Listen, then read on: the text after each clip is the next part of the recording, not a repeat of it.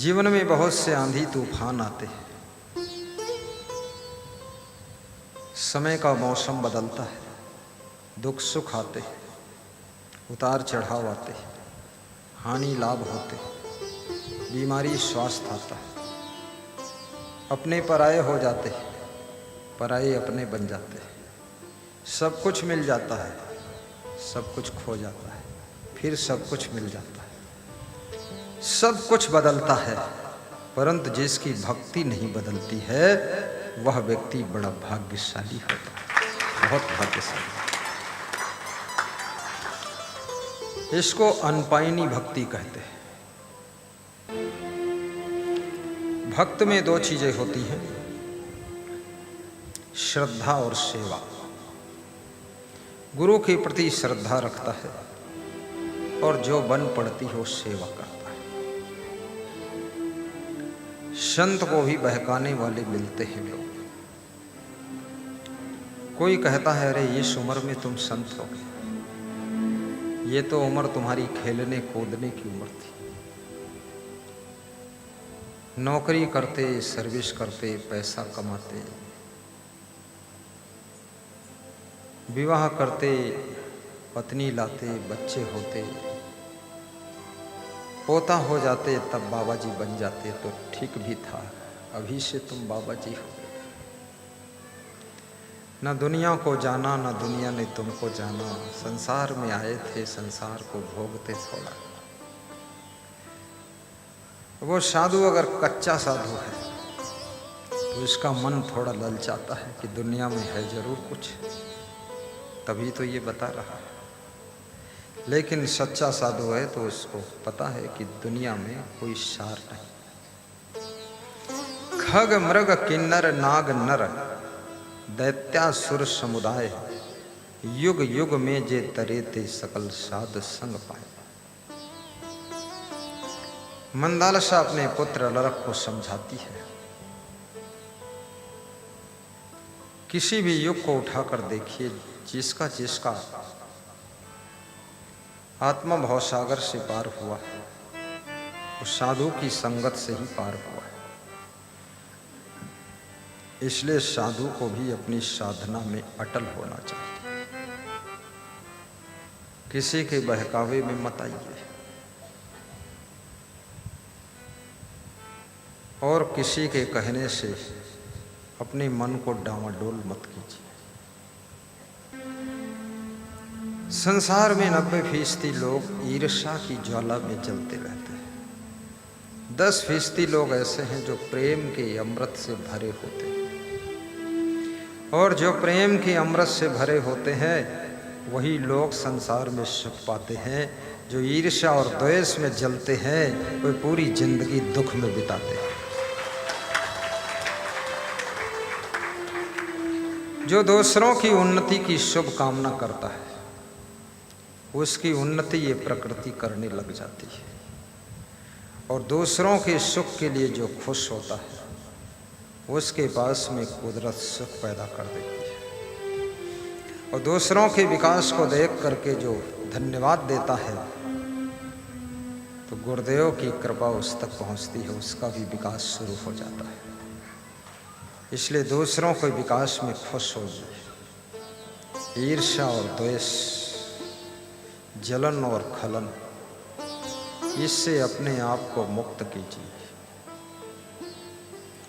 ईर्षु घृणी न संतुष्टा, क्रोधनो नित्य संकिता, पर भाग्य जीवी चा खड़ेते नित्य दुखिता। महात्मा विदुर कहते हैं 6 प्रकार के लोग संसार में हमेशा दुखी रहते हैं। एक तो वह जो ईर्ष्या करते हैं, जो दूसरों की ही चर्चा करते रहते, रात दिन बुराई ढूंढते रहते हैं कि उस गुरु के चेला सब अभी तक भाग गए कि नहीं भागे, सब भाग जाएं तो अच्छा। उसके सभी लड़के बिगड़ गए कि नहीं बिगड़े, अरे सब बिगड़ जाते तो अच्छा, बर्बाद हो जाता है। अरे उसके लड़कों का विवाह ना होता तो ज़्यादा अच्छा था, सब ऐसे पड़े रहे राण साण सन्यासी। नेगेटिव ही सोचते हैं दूसरों के बारे में जो लोग। ऐसे लोगों के जीवन में पॉजिटिव कभी घटित नहीं होता है। ईर्ष्या घृणी और जो दूसरों से घृणा करते,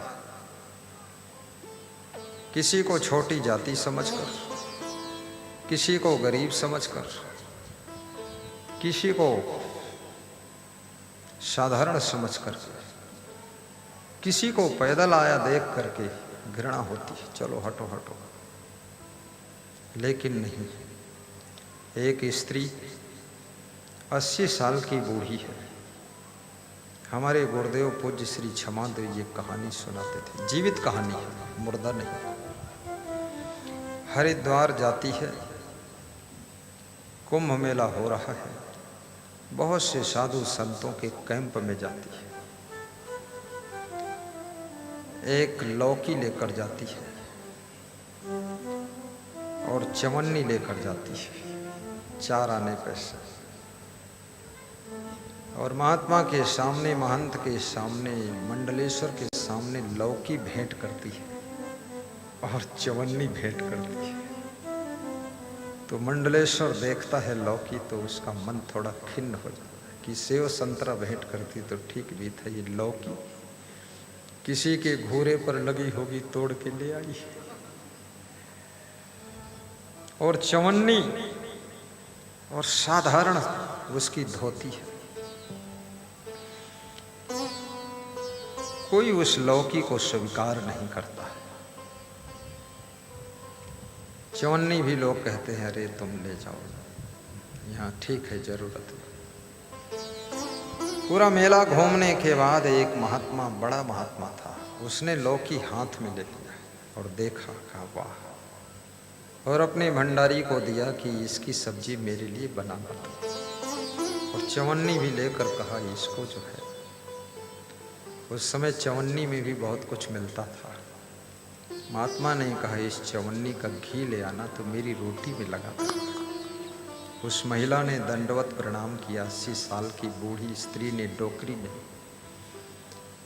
और फिर अपने गंदे थैले से एक छोटा सा थैला निकाला। उस छोटे से थैले से एक छोटी सी थैली निकाली, उस छोटी सी थैली से एक और नन्ही सी थैली निकाली, और उसमें से सोने के सिक्के निकाले, सोने की मोहरें, और उस महात्मा के सामने रख दिया। कहा मैं परीक्षा कर रही थी सच्चा संत कौन है, आप सच्चे मिले इसलिए आपको दे रहे। उस सोने की थैली में इतने सोने के मोहर थे, सिक्के थे, जिन्हों भुना करके 11 दिन तक भंडारा उसी बूढ़ी स्त्री का चलता रहा। इसलिए याद रखना, किसी को साधारण कपड़े में देख करके साधारण मत समझ लेना, किसी को पैदल आया देख करके उसको सामान्य मत समझ लेना। हो सकता है वो कोई असाधारण व्यक्ति ही आया होगा, उसकी श्रद्धा का किसी को पता नहीं।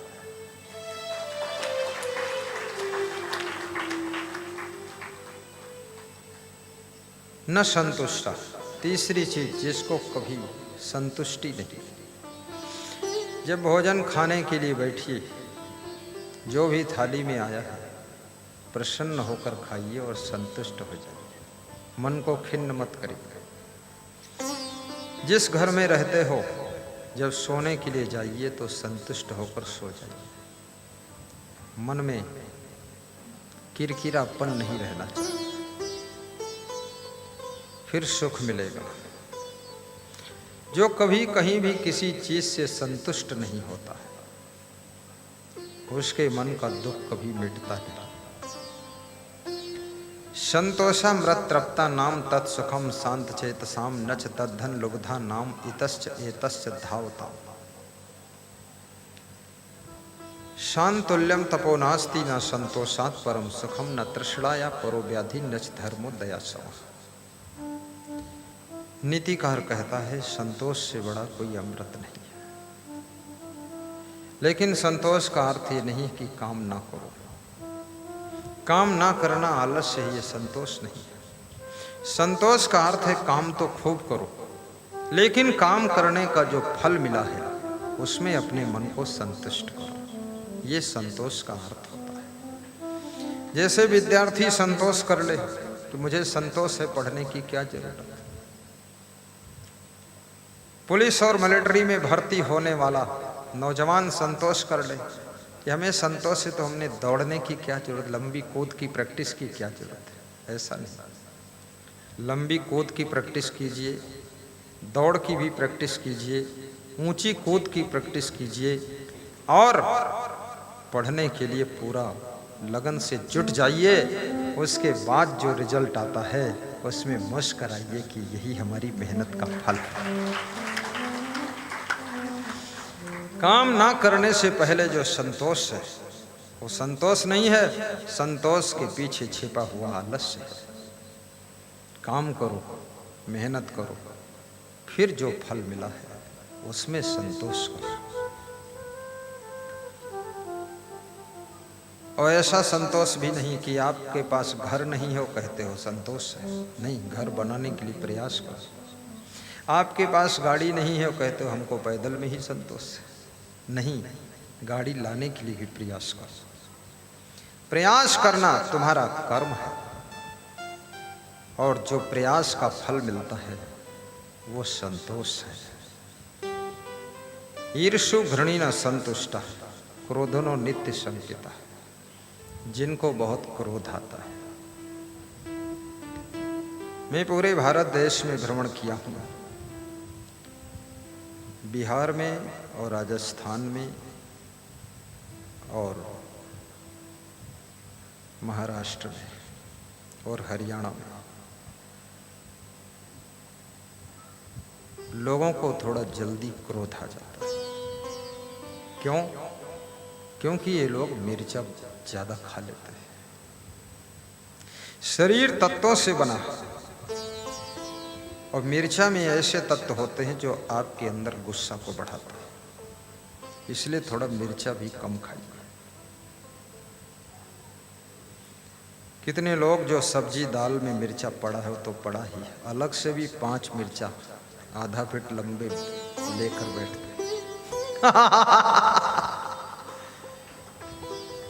ये मिर्चा आपके मन को क्रोध की ओर ज्यादा ले जाता है। और जो लोग गहरी नींद सोते नहीं हैं उनका स्वभाव चिड़चिड़ा हो जाता है। और जो लोग पूरी नींद नहीं लेते हैं उनका स्वभाव भी गुस्सैल हो जाता है। और जो लोग ज्यादा सोते हैं उनकी बुद्धि का स्मरण कम हो जाता है। अधिक सोने से बुद्धि के टिश्यू सुप्त अवस्था में ही पड़े रहते हैं। 8 घंटे से ज्यादा सोने के लिए चिकित्सा विज्ञान मना करता है और 6 घंटे से कम सोने के लिए चिकित्सा विज्ञान मना करता है। कम से कम 6 घंटे, अधिक से अधिक 8 घंटे। और बच्चों के लिए चिकित्सा विज्ञान ने कहा है बच्चों को 12 घंटे सोना चाहिए। और बूढ़ों के लिए चिकित्सा विज्ञान कहती है बुढ़ापे में भी 12 घंटा सोइए तो शुभ समाचार आएगा। लेकिन बूढ़े लोग 2 घंटा भी नहीं सोते, इसलिए बूढ़े लोग बड़बड़ाते रहते हैं, चिल्लाते रहते हैं, आधा पागल हो जाते हैं।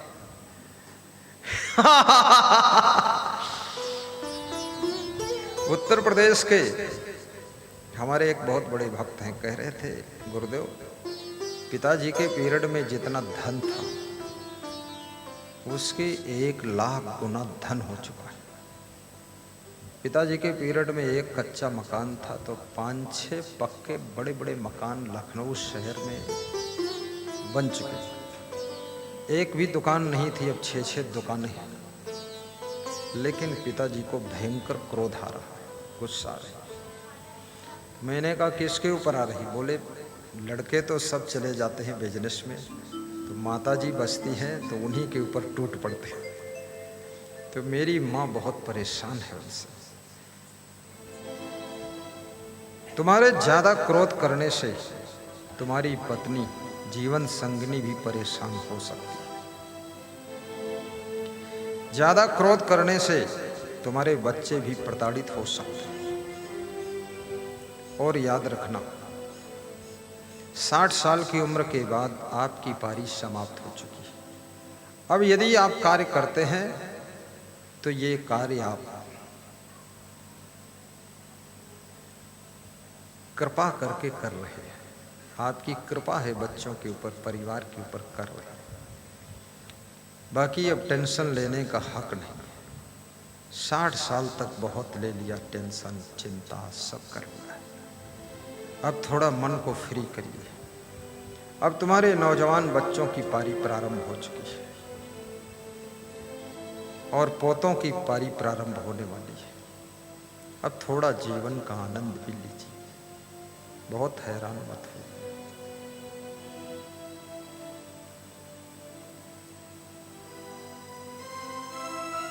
मीठा भी 50 साल की उम्र के बाद कम कर दीजिए, हंसना बढ़ा दीजिए।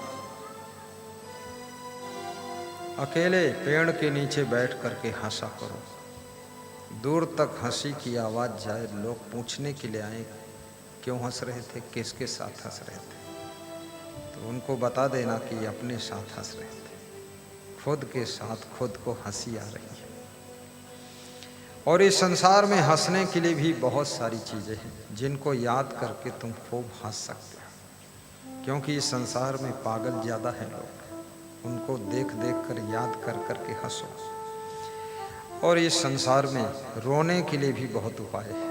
अगर आप रोना ही चाहते हैं तो आप रोने के उपाय ढूंढ लीजिए। आपकी नानी की नानी मर गई है, उसको याद करके रोइए। अब रोना ही चाहते हो तो फिर रो लो। अब नानी की नानी को देखा भी नहीं है, फिर भी उसको याद कर रहे हो, मन में कल्पना कर रहे हो कि मेरी नानी ऐसी थी तो नानी की नानी कैसी होगी, और नानी की नानी को तो देखा भी नहीं, पहले ही मर गई, हाय नानी की नानी, रोते रहो। अब ये सब ड्रामा बंद करो। ये मृत्यलोक है, यहाँ सबको एक दिन जाना है। आया है सो जाएगा राजा रंक फकीर, एक सिंहासन चढ़ चले एक बंधे जात जंजीर। कोई आगे जाता है, कोई पीछे जाता है, कोई देर में जाता है, कोई जल्दी जाता है, कोई बहुत कुछ करके जाता है, कोई बहुत कुछ बिगाड़ कर जाता है, कोई बहुत कुछ बना कर जाता है, कोई बहुत कुछ नाम कमा कर जाता है, कोई बहुत बदनाम करके जाता है, लेकिन जाते सब